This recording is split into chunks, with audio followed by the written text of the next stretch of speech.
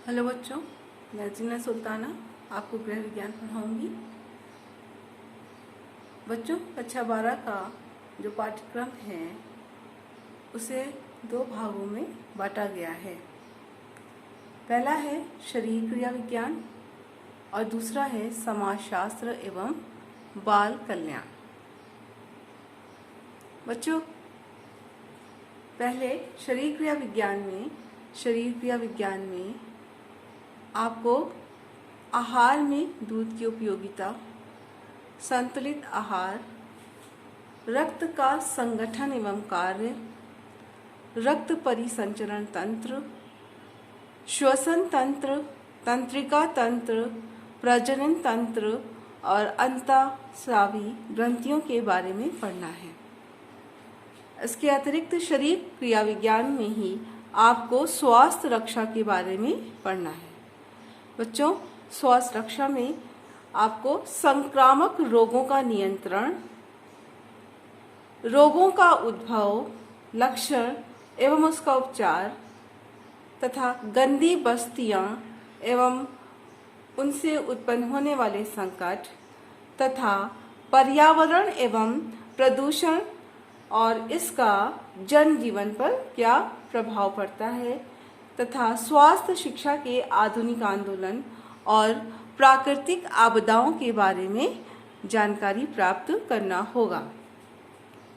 बच्चों, समाजशास्त्र एवं बाल कल्याण में आपको संयुक्त एवं एकांकी परिवार, बाल कल्याण का व्यक्तित्व पर प्रभाव, बाल विवाह, विवाह की कानूनी योग्यताएं, वैवाहिक समायोजन, दहेज प्रथा और उससे उत्पन्न होने वाली कठिनाइयां तथा सामाजिक विषमताओं और विच्छेदन के बारे में पढ़ना है।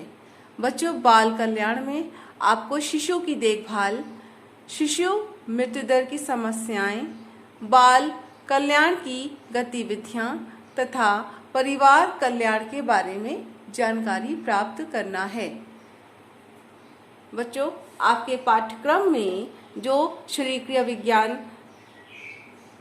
टॉपिक है उसमें आपको पहला कंटेंट या आपका पहला पाठ है आहार में दूध की उपयोगिता। बच्चों, दूध एक ऐसा पोषक पदार्थ है जिसमें सभी पोषक तत्व पाए जाते हैं, इसीलिए ये हर उम्र के लोगों को दिया जाता है। बच्चों, आपका जो पहला पाठ है आहार में दूध की उपयोगिता, आज हम इस विषय पर चर्चा करेंगे। बच्चों, आहार में दूध की उपयोगिता क्यों होती है, क्या है, आप बताएंगे? या दूध को एक संपूर्ण आहार कहा जाता है? बच्चों, दूध को एक संपूर्ण भोज्य पदार्थ इसलिए कहा जाता है क्योंकि इसमें सभी पोषक तत्व आवश्यक मात्रा में उपलब्ध होते हैं। सारे पोषक तत्व दूध में हमें मिल जाते हैं।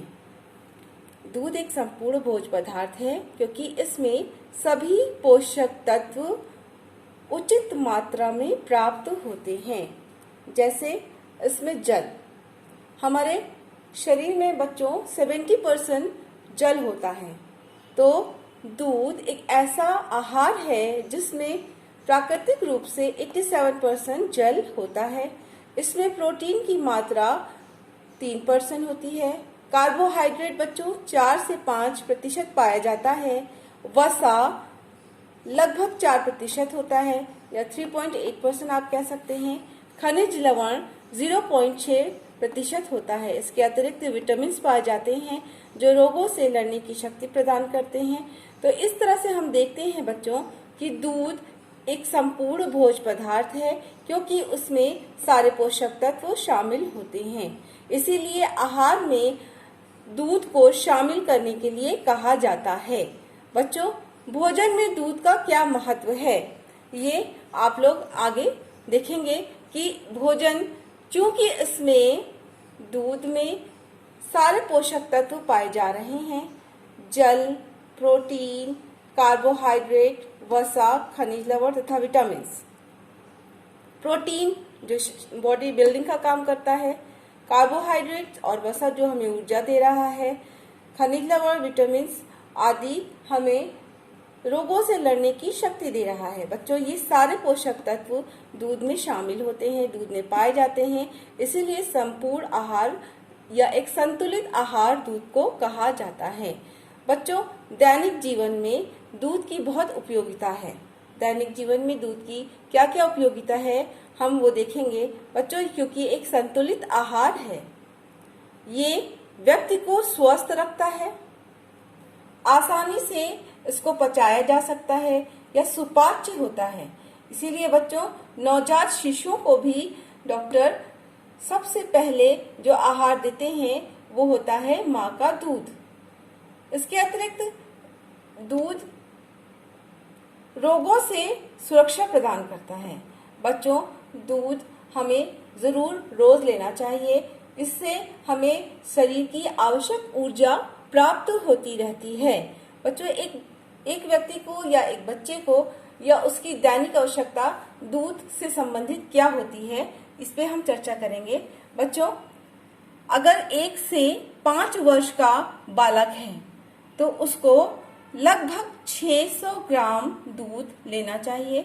उससे उसके शरीर की लगभग 2/3 ऊर्जा की आवश्यकता पूरी हो जाती है।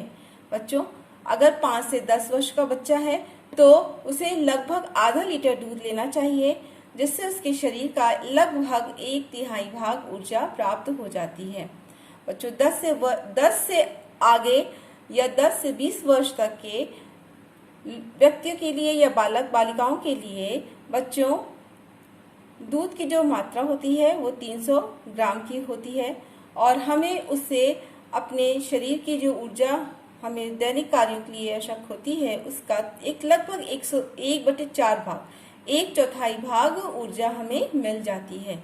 बच्चों, हमें आहार ऐसा लेना चाहिए जिससे हमारी शरीर की जो आवश्यकताएं हैं वो पूरी हो जाएं। क्योंकि आप विद्यार्थी हैं, आप छात्राएं हैं, आप पढ़ रही हैं और आपको दिमाग का काम करना है, आपको मेहनत करना है, तो आपको अपने आहार में कम से कम 1 कप दूध तो ज़रूर शामिल करना चाहिए, जिससे आप स्वस्थ रहेंगी। आपकी जो ऊर्जा है, आवश्यक ऊर्जा है, वो आपको मिलती रहेगी, आप फुर्तीली रहेंगी और आपको रोगों से लड़ने की शक्ति मिलती रहेगी। बच्चों, आज का टॉपिक हम यहीं समाप्त करते हैं और इसके आगे की चर्चा हम अगले क्लास में करेंगे।